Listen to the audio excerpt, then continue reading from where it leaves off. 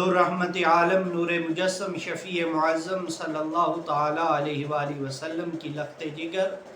نور نظر سیدہ طیبہ طاہرہ رضی اللہ تعالی عنہا کے بڑے فرزند ارجمند سیدنا حضرت امام حسن رضی اللہ تعالی عنہ اس حدیث پاک کو روایت کرتے ہیں کہ اللہ کے پیارے محبوب نے فرمایا کہ جو بندہ مومن خوش دلی سے طالب ثواب ہو کر قربانی کرتا ہے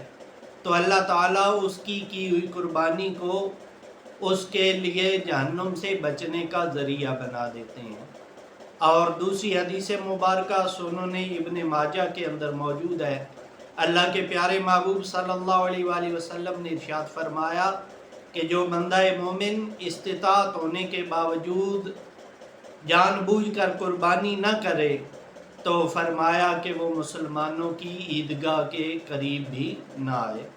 اور تیسری حدیث مبارکہ سیدہ حضرت ام سلمہ رضی اللہ تعالیٰ عنہ سے مروی ہے کہ سرکار کریم صلی اللہ علیہ وآلہ وسلم نے ارشاد فرمایا کہ جو بندہ مومن ذی الحج کا چاند دیکھ لے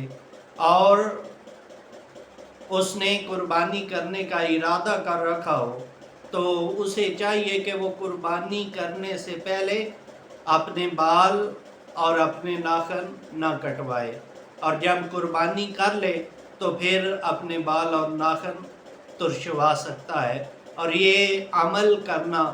ایسا کرنا مستحب عمل ہے، اور مستحب عمل کرنے پہ اجر و ثواب بہت زیادہ ہے۔ اگر کوئی اسے ترک کر دیتا ہے، کوئی اس پہ عمل نہیں کرتا تو اسے گناہ نہیں ہے۔ اللہ تعالی ہمیں اپنے محبوب کے فرامین پہ عمل پیرا ہونے کی توفیق عطا